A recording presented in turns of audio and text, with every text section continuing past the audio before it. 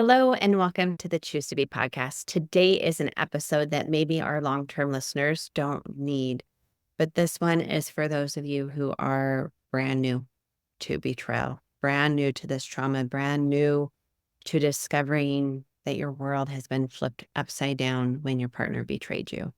And today we are just going to talk about what it looks like, feels like, what you can do in those beginning stages. And this could be an episode that you share with somebody. Unfortunately, as you go along your own healing journey, you will meet other people who come along behind you who have these type of same realizations. And so often we want to be able to help them and give back. And this could be an episode that you give them. So let's just start with first of you just found out your world has been flipped upside down and you've just discovered that your partner has betrayed you. They've told you or you've caught them some of the possible things that you may be feeling. And there could be way more than this, but a lot of really common ones is first of anger. How could you do this to me? Are you kidding me? Did you not think this through? I thought you loved me. And with that anger often comes a confusion, that question of how, why? And with the why, so many times we make that about ourselves. Was I not this enough? Did I not have sex with you enough? Was I not kind enough to you? Did I not look good enough? Did I not fulfill your needs enough? Did I not give you enough time and attention? There's all of these enough things that we question about ourselves. And this will come with time, but I'll just put it out there that when somebody cheats on another person, it's not about you. It's not about your enoughness. And this one is one of those that we can understand cognitively, and it is really hard to emotionally unravel this because betrayal hurts so deeply and so at our core that not making that about ourselves, not taking that on, not internalizing is incredibly difficult. I will say really quick that those who internalize the betrayal, the greater level you internalize the betrayal, the harder time you will have to heal and move forward. And the better you're able to not internalize it, not make it about something being wrong with you, and not make it about who you are as a person and internalize that into your being, the easier it will be for you to heal and move forward.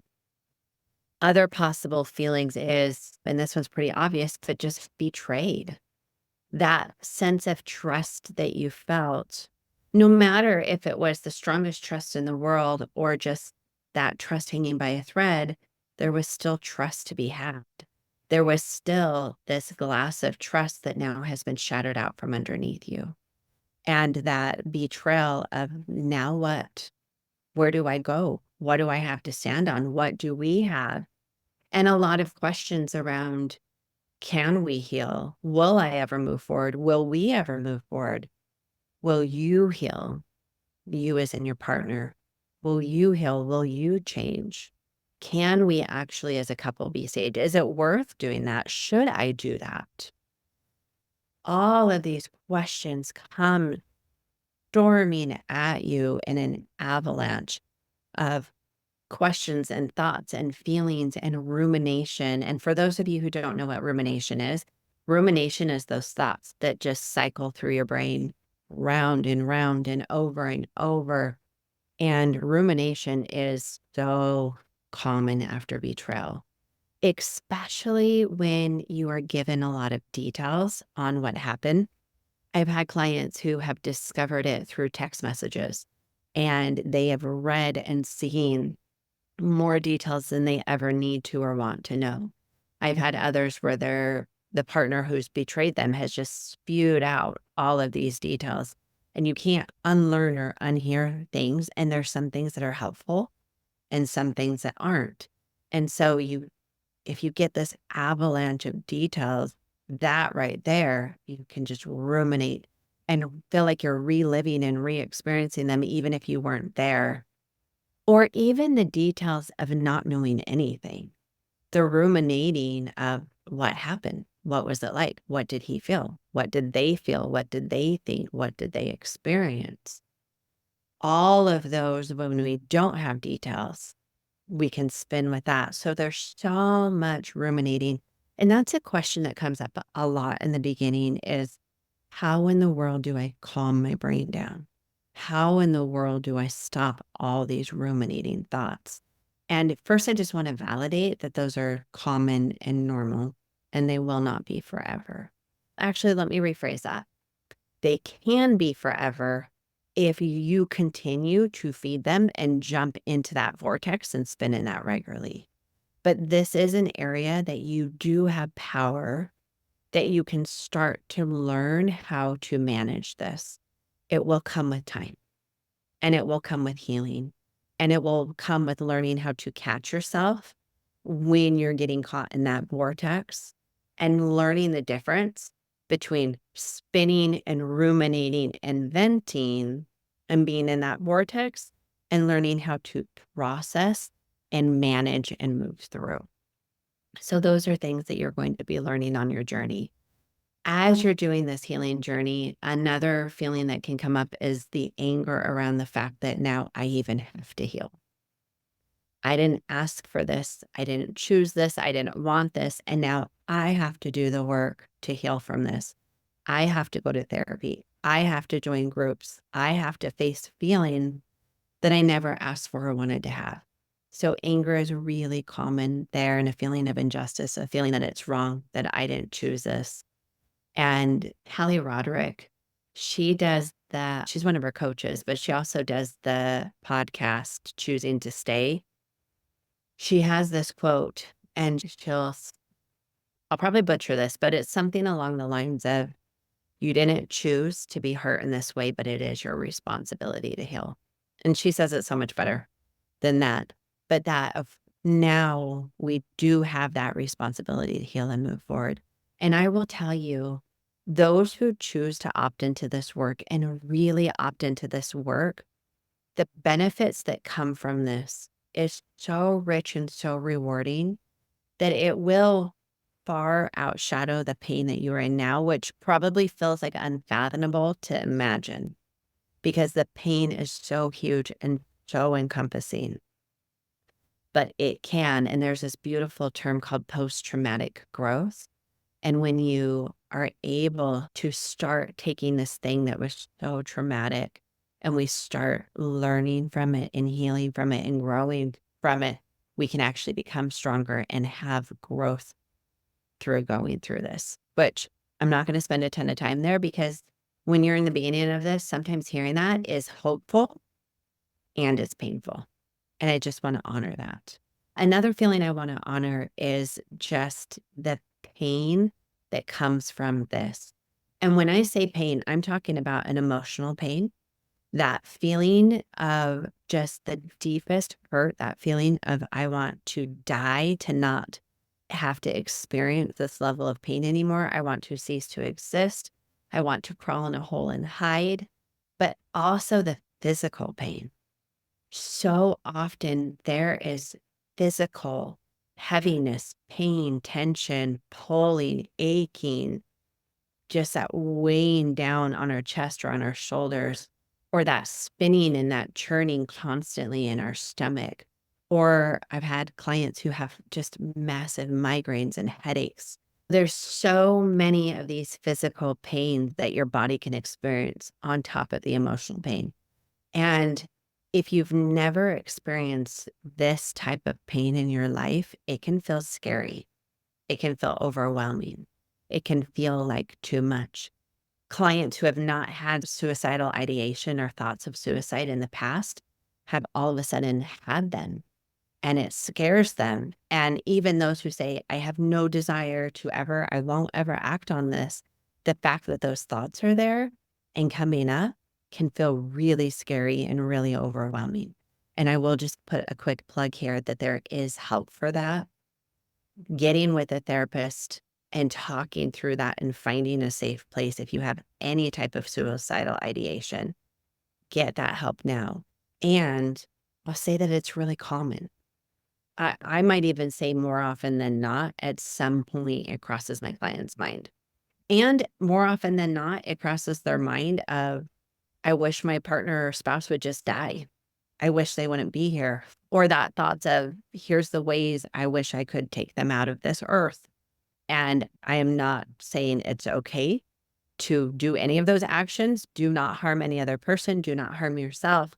But these responses are normal and common. As you can see, there's so many intense feelings that are happening, and it's really common to feel multiple at once. A lot of times we have this idea of I feel happy or sad. I feel at peace or I feel in turmoil. I feel scared or I feel excited. And it is really common to feel multiple feelings. I feel happy that I found out and so devastated and angry and hurt. I feel unsure and scared of the future. And somehow I feel at peace that right now I am doing what I need to do to heal. So notice when your brain wants to go into that place of trying to hone all of your experience into one feeling and really notice all of the different feelings that you're feeling. And that right there is one of the first steps of starting to heal from the betrayal is just making space and recognizing the feelings that you're feeling and that are coming up and finding a safe place to be able to start processing those. So one of the first things I'd say, you've just found out you've been betrayed, is first find the right good support for you. The good support would be other people who have walked this path, who have done their healing work and who understand it. It will be the ones who don't try to give you advice or tell you what to do, but let you be where you're at. The ones, when we're talking about professionals who have been trained to treat betrayal trauma, not just the ones who have heard of it, but actually have been trained. And I will plug APSATS here, APSATS, APSATS.org, where you can find clinicians, therapists, coaches who have been trained in their model.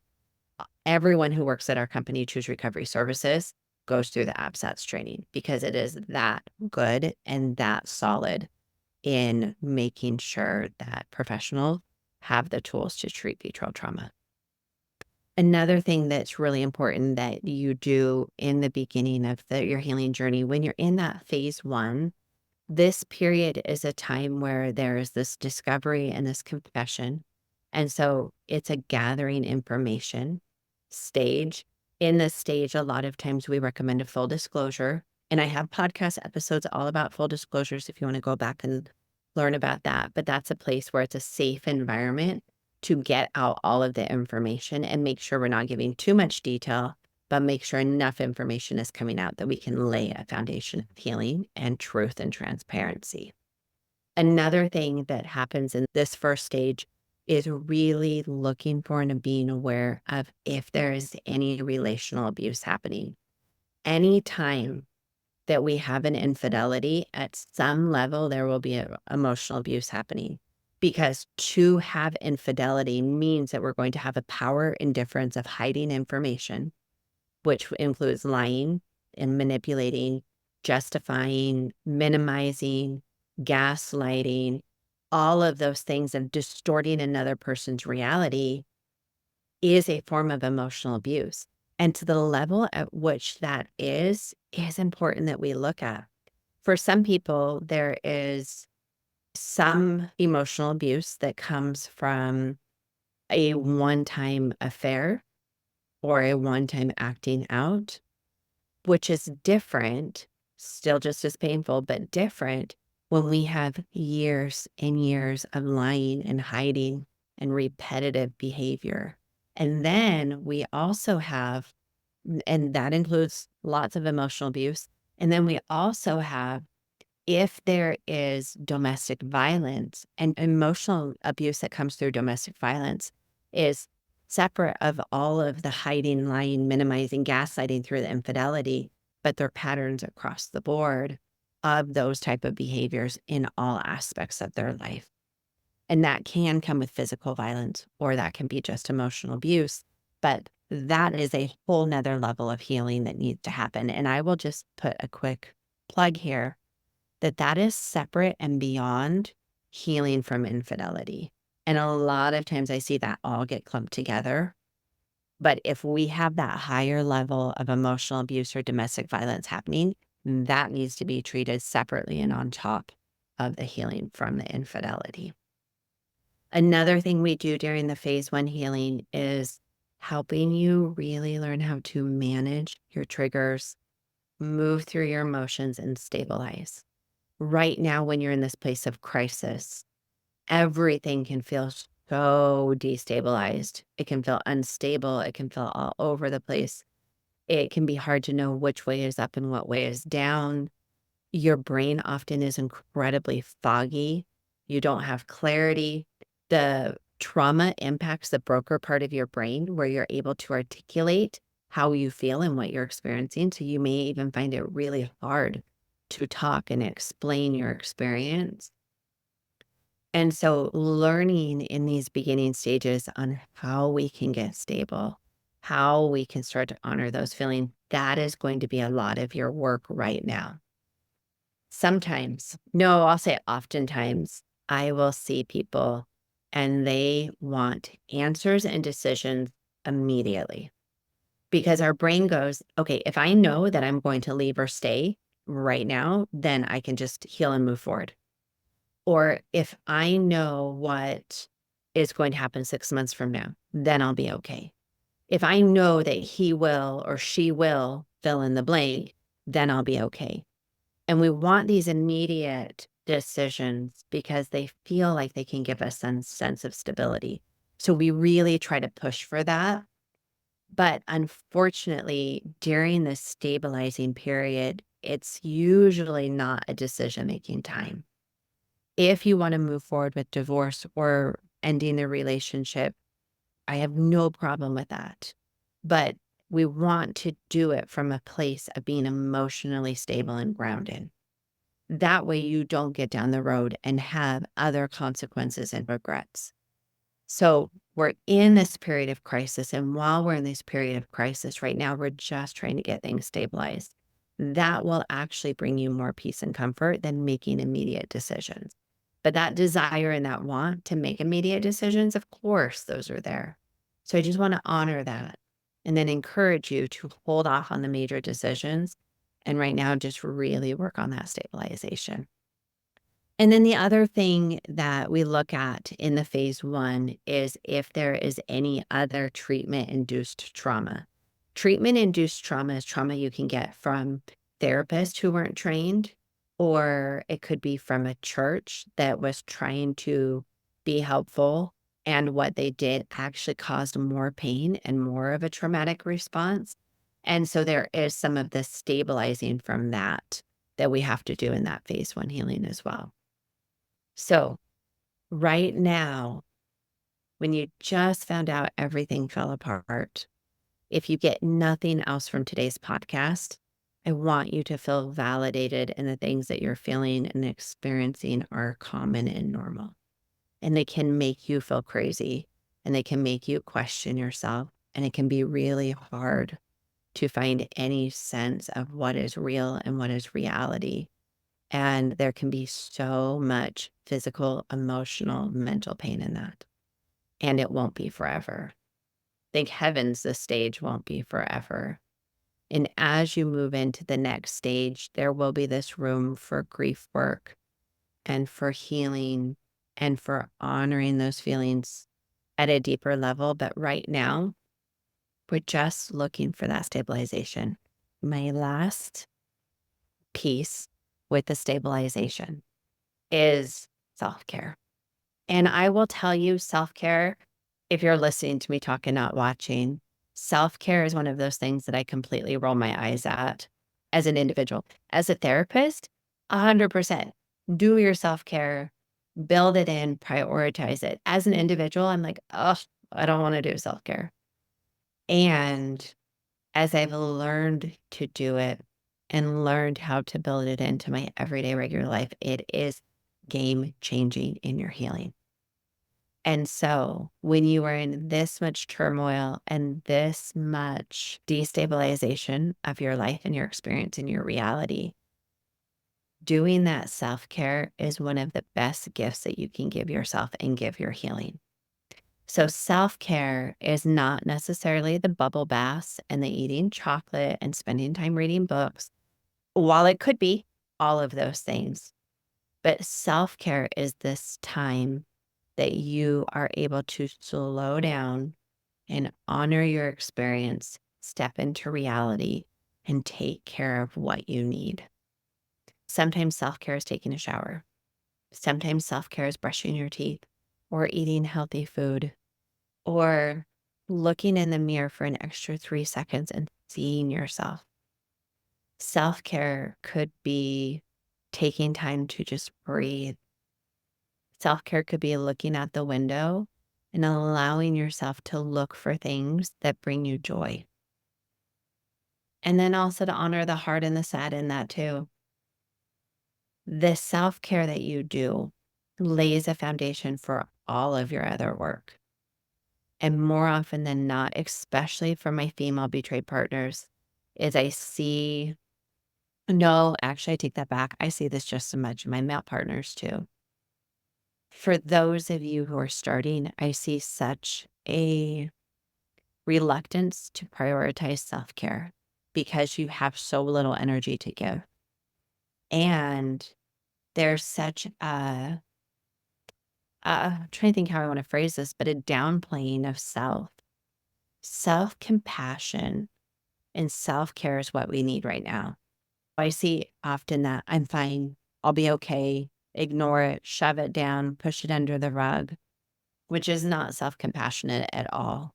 And there's a fear that if I am too self compassionate, or if I give myself too much self care, that I will become greedy or selfish or some other negative quality. And that's just not the case. As you do real self care and as you learn how to honor yourself and have self compassion, it actually makes you more kind and gentle, not only to yourself, but to those around you. So that's my encouragement, is to prioritize self care, prioritize that self compassion, do those basic things right now. And one of my favorite tools for doing self care is protecting your energy. Protect your energy. You only have so much energy to give in a given day. As much as you want more, you have however much you have. And when you go through trauma, your capacity, your tank gets greatly reduced. And so, really protecting where your energy is going. Notice what is taking away from your energy and what is giving it. What is helping you and what is harming you or hurting you. And really learning how to protect that energy. I almost wish with my brand new betrayed clients, we could put you in a little bit of an incubator. You think about with a baby chick or an egg or an infant who is born too early, and we have these incubators that allows this time and this space and this protected environment to heal and grow. Now, it's that incubator stage is not a forever. It is a period of time where we are really allowing that protection and that place to get stable. So then we can expand and move out of that incubator and back into our regular life, but allowing for a time and a season to just really hunker down and get stable. Practice that self care, practice that self compassion. And then we can start moving forward and expanding that. But right now, it's just a time of healing. Your job as a betrayed partner right in the beginning is to take care of you. And if you have any children, to make sure you're taking care of them. But beyond that, we don't need to be taking care of your spouse or your partner. We don't need to be taking care of the relationship. While we do want to be aware of the relationship, it's not your responsibility right now to hold and carry that. Your responsibility right now is to take care of you and to get grounding and healing as you're in these beginning stages. Now, if I were doing a podcast just specifically for those who are in stage 2 healing, it would be different advice.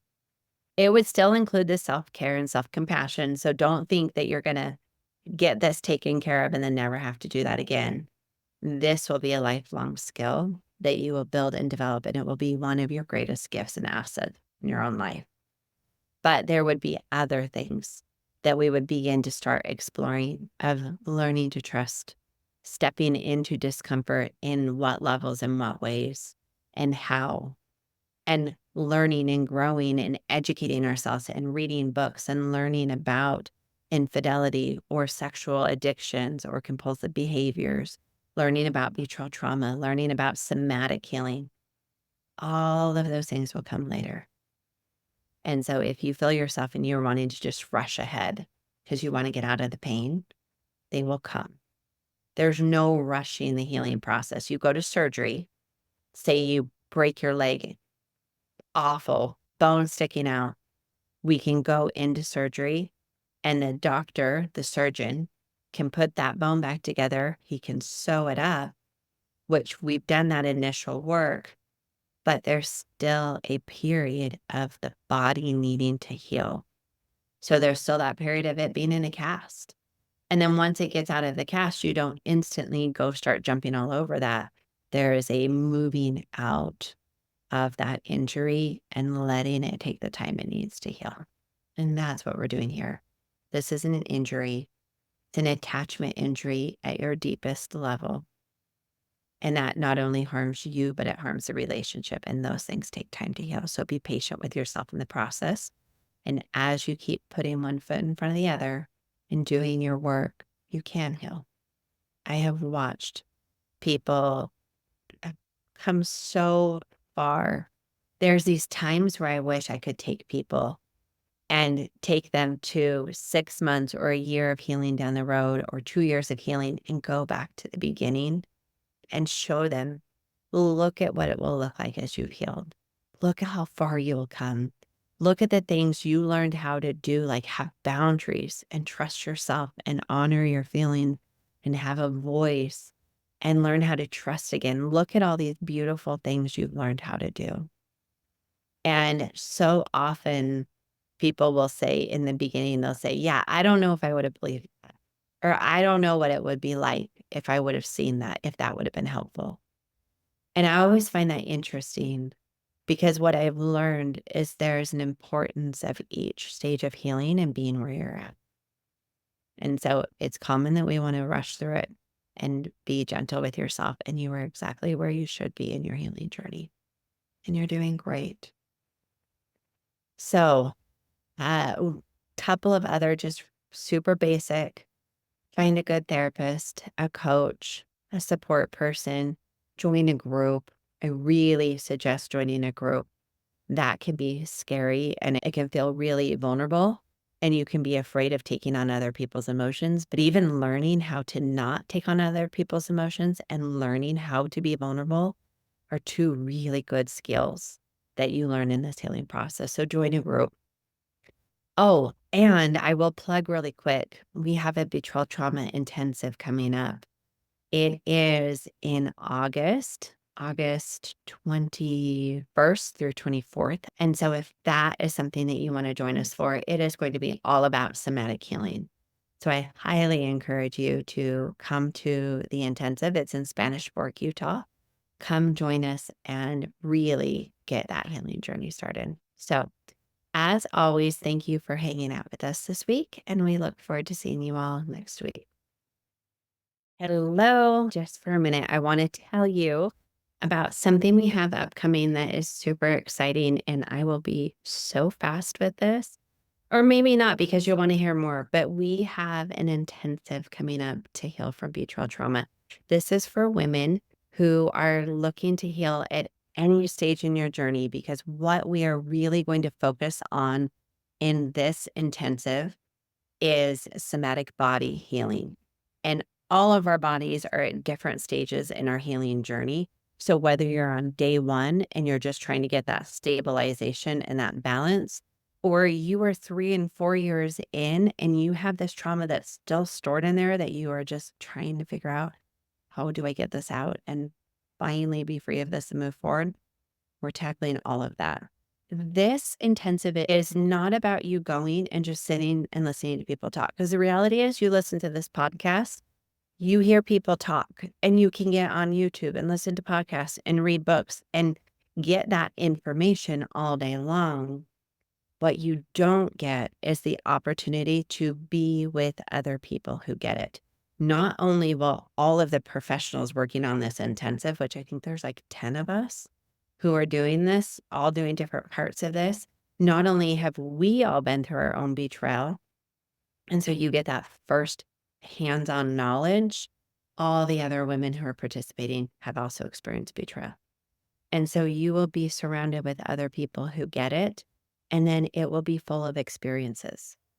So whether it's a nature hike or it's trauma yoga or it's a guided meditation together and we get to process together and talk about it, or we're doing a sound bath, or we are doing parts work and we're drawing out parts maps and we're sharing them with each other and we're understanding at deeper levels. Everything that you'll be doing in this intensive is experiential.